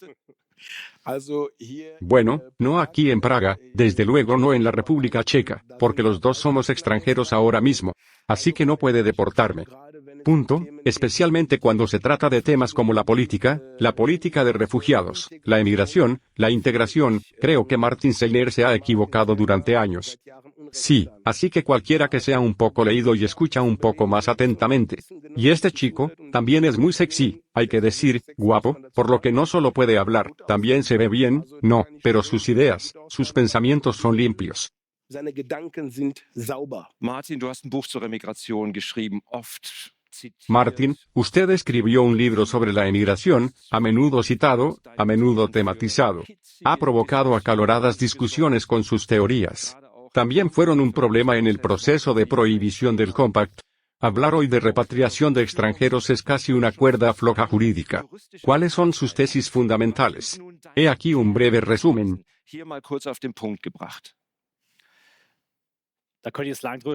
Podría hablar de ello durante mucho tiempo, podría escribir un libro entero sobre ello, yo también escribí uno, se convirtió en un bestseller gracias a Correctiv, por cierto, y gracias a la ciudad de Potsdam, así que en la demonización, en el intento de hacer que este término muriera, lo hicieron grande. Mientras tanto, Trump lo usa, Musk lo usa, desde Sega en Portugal hasta Lega en Italia. ¿Y cuáles son las tesis centrales? Esencialmente, solo una vuelta a la normalidad en términos de política migratoria. Eso significa reemigración. Porque ni siquiera somos conscientes de lo que ha ocurrido desde 2015. La izquierda nos ha planteado un debate completamente absurdo, a saber, ¿es ilegal la inmigración ilegal? Por supuesto que es ilegal. ¿Qué ocurre con la inmigración ilegal? Por supuesto que tiene que volver a casa. Y punto, eso está absolutamente claro. Discutir esto durante 10 años es completamente absurdo. Y la emigración normaliza el debate. Acabar con la invasión, detener la manía del asilo, una Europa fortaleza. Estoy a favor de crear zonas y centros de acogida en el norte de África donde la gente pueda vivir con dignidad y seguridad, aprender oficios, pero no venir a Europa. Necesitamos poner fin a la legal migración ilegal de sustitución. Necesitamos una cultura de acogida para nuestros propios hijos, nuestras propias familias. Y las sociedades paralelas también necesitan presión para adaptarse. Detener la islamización. Todo esto forma parte del principio de mi propuesta de emigración, basada en la voluntariedad, en la oferta y no en la coacción y en conjunción con la asistencia local. Hablamos de antemano de la necesidad de perspectivas locales. Y si retiramos a todos los médicos de Siria y Nigeria, por supuesto que la gente vendrá a nosotros. Tenemos que crear perspectivas a nivel local, ayudar a nivel local, pero decir claramente, de ninguna manera, no se puede entrar en Europa. Y entonces, no en 2 años, ni en 3, sino en 15, 20, 30 años, Alemania será más alemana de lo que es hoy. Y eso es la remigración resumida. Simplemente salimos a la calle en Berlín. Cogí un bonito portapapeles, me acerqué a los transeúntes y les dije, ¿aceptarían a un inmigrante en su casa? Los almacenes están llenos, los pisos están llenos. ¿Harían quizás algo por la comunidad y acogerían a este migrante? Sí, definitivamente lo haríamos. Entonces saqué a Feroz Khan de la esquina y le dije, ahí está, puedes llevártelo enseguida. Y luego, no tenemos sitio. Por supuesto, queríamos llamar la atención de forma humorística sobre el hecho de que Alemania y la sociedad siempre dicen que tenemos espacio, que tenemos sitio, que podemos acoger a todo el mundo. No tenemos espacio. Y obviamente toda esta política migratoria ha fracasado. Y, sin embargo, la gente sigue diciendo que podemos acoger a cualquiera, que se integrará. No todo el mundo se integrará aquí. Y queríamos llamar la atención sobre ello. Y fue muy interesante ver cómo reaccionaba la gente. Así que en primer lugar, sí, definitivamente, me apunto. Y entonces llega Feroz con una bonita chaqueta y una gorra chula. Hola, ya estoy aquí. Y rápidamente dijeron, no es posible, no es posible. ¿Hasta qué punto ve usted el peligro de que la islamización en Alemania o en Austria conduzca a nuevos atentados terroristas? Sí, así que vemos que en los últimos años ya no tenemos estos ataques a gran escala, como solía ser el caso o también hubo muchos intentos, sino que se ha convertido principalmente, en ataques con cuchillo, donde los medios de comunicación entonces, por supuesto, también tratan de retratarlo como si se tratara de un enfermo mental, como si no hubiera ideología detrás. Y eso es muy importante para enfatizar y llamar la atención sobre por qué estas personas están haciendo esto. Así que este es un aspecto extremadamente importante, porque los medios de comunicación en particular están tratando de ocultar esto, de tranquilizar a la población, para que no descubramos el trasfondo, que esto es simplemente una ideología, el Islam político, el islamismo, una ideología que pretende islamizar no solo Alemania y Austria, sino toda Europa, y que esta agenda se persigue estrictamente a varios niveles, con varios métodos y, entre otras cosas, a través del terror. Y quiero decirlo, veremos de todos modos en Navidad que ya estamos viendo cómo se refuerzan todas las medidas de seguridad, y este triste panorama en el que los mercados navideños tienen que estar fuertemente vigilados para que los ciudadanos normales se sientan razonablemente seguros. porque por supuesto eso no proporciona ninguna seguridad real. Yo diría que también deberíamos dejar de presentar esta agenda de entrar en el país sin documentos de viaje, sin visados. Vamos a dejar de tomar el pelo a la gente, porque incluso como una persona visiblemente máximamente pigmentada hablando con una persona mínimamente pigmentada, tengo que... Bueno, yo no soy tan mínimamente pigmentado. Bien, tengo que decir claramente, ¿cómo encuentran estos migrantes su camino a Alemania, a Europa? Sí, no están parados en nuestras fronteras con tanques y diciendo abran la frontera o dispararemos. Sí, a estas personas las dejaron entrar deliberadamente en Europa, las dejaron entrar en Alemania, las atrajeron.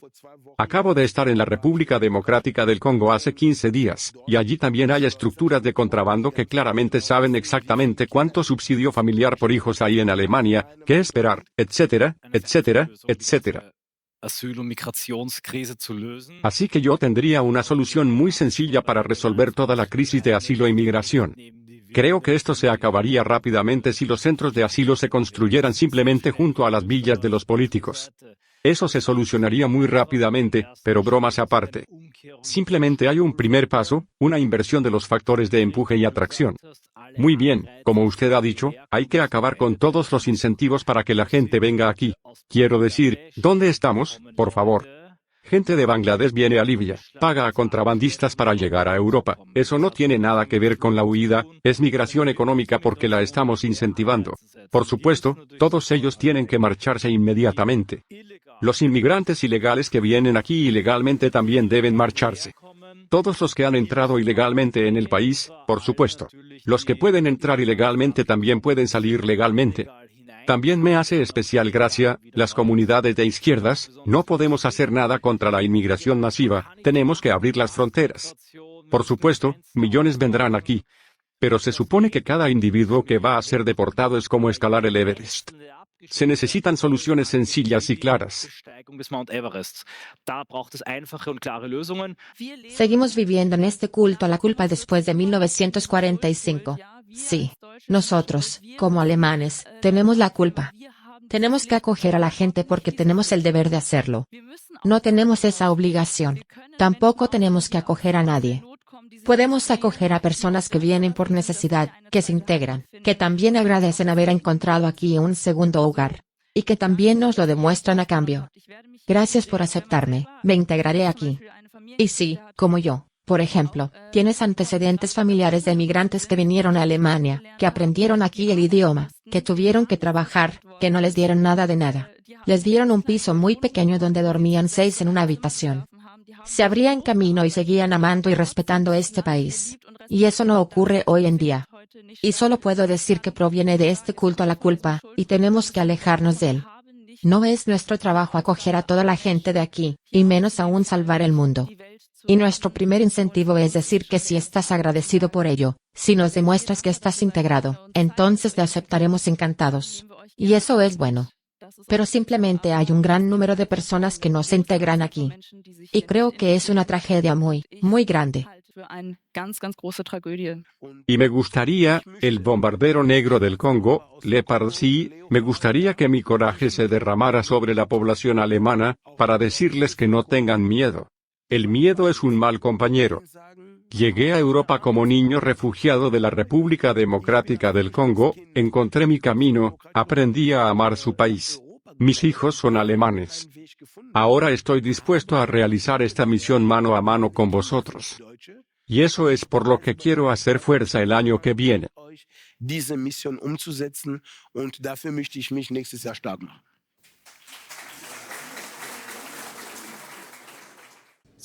Muy amable, Stefan Magnet, anfitrión de este, hay que decirlo, gigantesco evento. El segundo FEM alternativo se ha celebrado ahora aquí en Praga. Los paneles han terminado, se han celebrado muchos debates y se ha establecido un número increíble de contactos muy valiosos y buenos. ¿Cómo te va? ¿Estás contento con el resultado?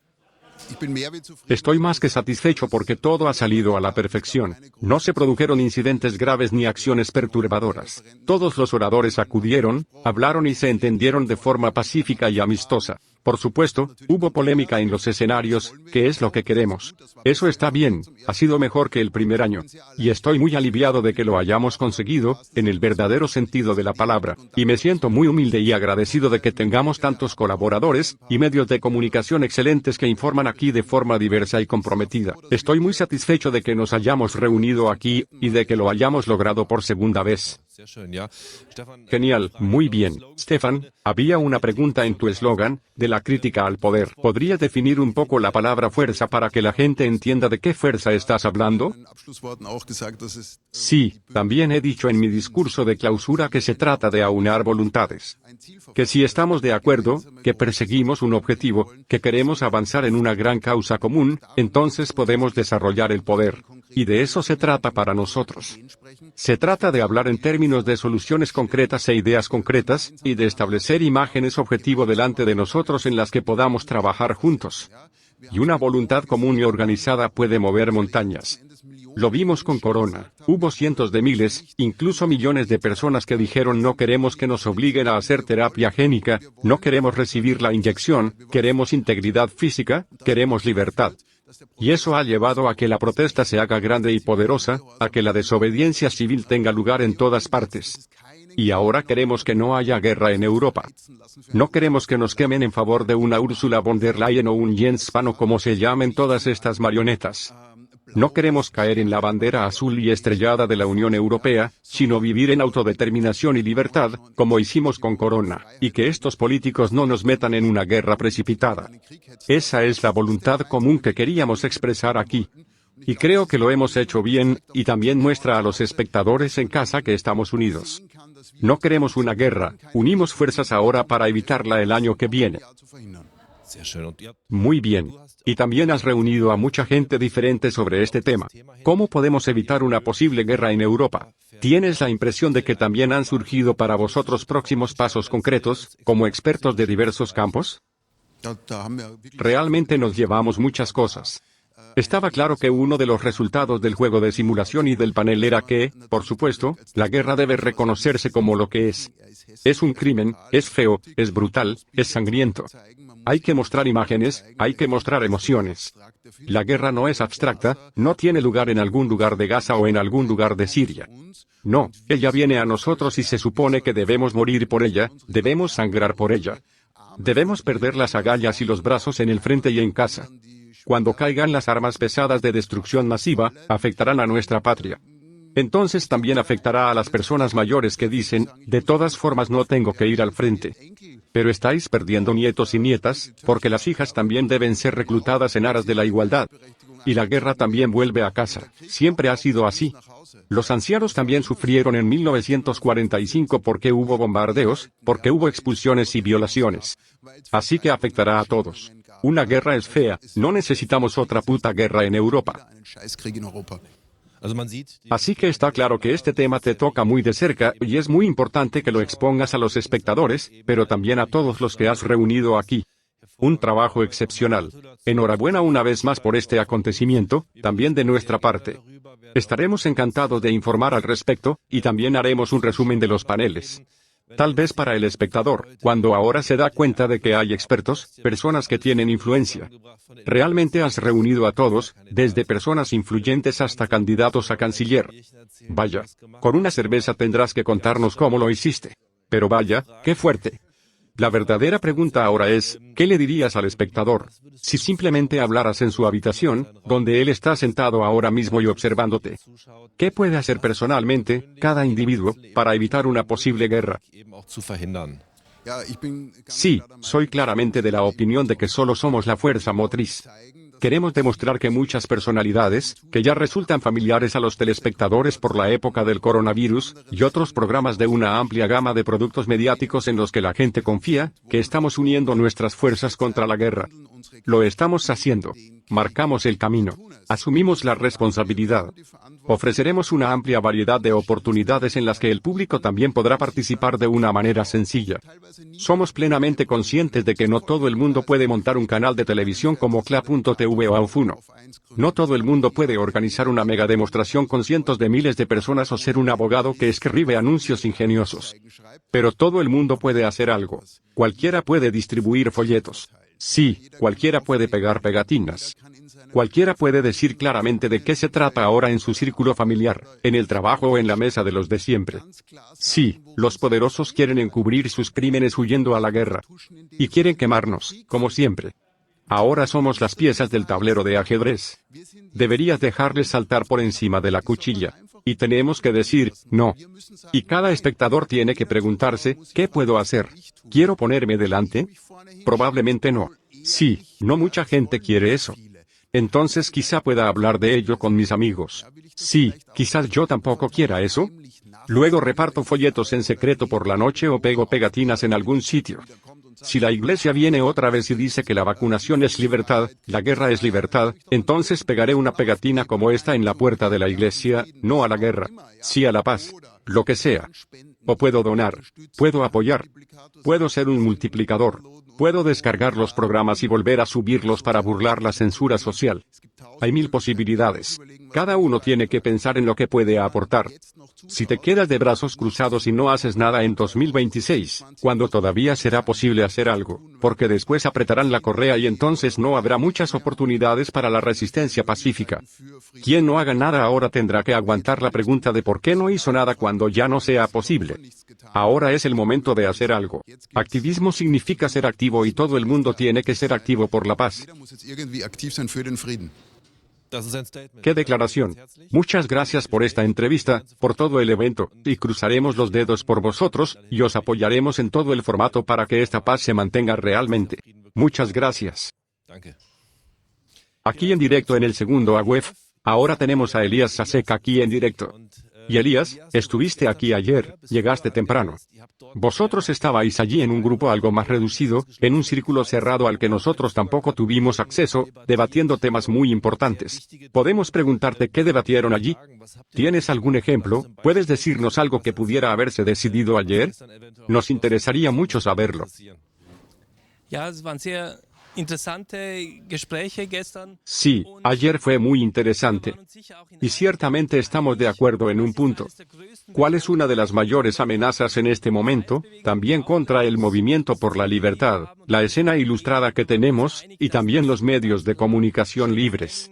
Y estuvimos de acuerdo en que esto es claramente shadow banning, que los algoritmos de IA simplemente descomponen todo lo que ponemos en línea y ya no lo entregan, limitando artificialmente su alcance. Y contra esta medida, como todos hemos visto, lo único que cuenta es acercarse, trabajar juntos, dejar a un lado nuestros propios egos, y romper juntos esta burbuja o romper juntos esta prohibición en la sombra. También me pareció muy interesante cómo acordamos, por ejemplo, preparar muchos más programas en formato A4 como texto en campañas conjuntas para que la gente pueda imprimirlos y convertirse ellos mismos en distribuidores.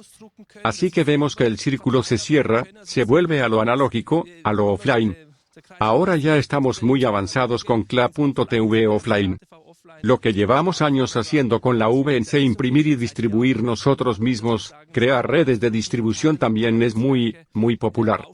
Y creo que esto también se desarrollará extremadamente en los próximos años, y es una campaña o solución extremadamente buena para combatir este shadow banning, simplemente porque el alcance digital se está reduciendo de esta manera.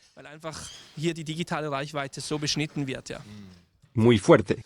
Cualquiera que te conozca sabe que lo gestionas todo desde Cla.tv, sobre todo en el área informática, y que la has levantado tú. Has tenido un año muy intenso una vez más, con muchas otras novedades. Acabas de mencionar Cla.tv offline, el sistema está funcionando hasta ahora, también es un punto de red independiente de Internet. ¿Funciona? ¿Tienes algún comentario para los espectadores? Sí, es increíble. Hace poco hicimos un informe y analizamos el contador, que ahora incluye más de 40 países. Es increíble cómo está ganando impulso, y hoy por la noche me han preguntado sobre este proyecto varias veces. Afortunadamente, estamos a la vanguardia de la educación y algunos se plantean ofrecer proyectos similares. Y todo evolucionará, pero como se suele decir, lo offline es lo nuevo orgánico. Esto prevalecerá o debe prevalecer. Y se notaba en las conversaciones que era muy distinto reunirse en persona que en las reuniones virtuales que tuvimos el año pasado. Fue un ambiente cálido, una comprensión mutua y la constatación de que solo podemos superar este tiempo juntos.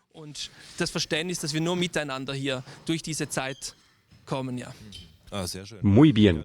Sí, es la única manera de hacerlo, y estoy seguro de que no fue fácil para todos creer que todo lo que has construido para ellos sigue funcionando de forma gratuita en el área fuera de línea con todos los productos. ¿O cómo fueron los comentarios? Me sale la gente que no se lo puede creer, que no se lo imagina. Sí, es muy difícil imaginarlo si no lo conoces, si no sabes cómo trabajamos juntos y cuál es nuestra motivación, nuestro compromiso. Si no lo sabes. Les dije a solas que regalábamos el disco duro para motivar a la gente y pasárselo a 2 personas. Eso es inimaginable, también es inimaginable para nosotros. Solo hay una cosa que hacer, tienes que visitarnos, tienes que relacionarte con nosotros a nivel local, tienes que conocernos. Y eso abre todo un mundo nuevo. Y siento mucha simpatía por la gente cuando les dices estas cosas, que es como algo de otro planeta. Pero la gente debería conocernos y pasarse por aquí. Y existe este nuevo mundo sin dinero, donde el dinero no está en el centro, sino que estás ahí con todo tu corazón para pasarlo a tu prójimo, para estar ahí para tu prójimo. Y me alegro por cada desarrollo en este sentido que viene y vendrá en la escena de la iluminación libre. Eso es único. De hecho, ni siquiera he encontrado productos como este en el mundo con dinero, digamos, que ofrecen algo como esto. Si sigues ofreciendo estos productos a todos los demás, también ayudarás a que todo el movimiento educativo se beneficie de ellos. Así que eso es realmente excelente. Muchas gracias por todos sus esfuerzos, por su compromiso, por el tiempo que se ha tomado. Sé que estás muy solicitado en todas partes, y me alegro de volver a dejarte ir. Gracias, y si puedo apoyarte de alguna manera y podemos conseguir influencia juntos, todo esfuerzo merece la pena. Genial, Elías. Hay células de resistencia en todas las comunidades. Si no existieran, entonces ella sería inviable. Conéctese con su equipo regional de CLA.tv, www.cla.tv Bernetzoom.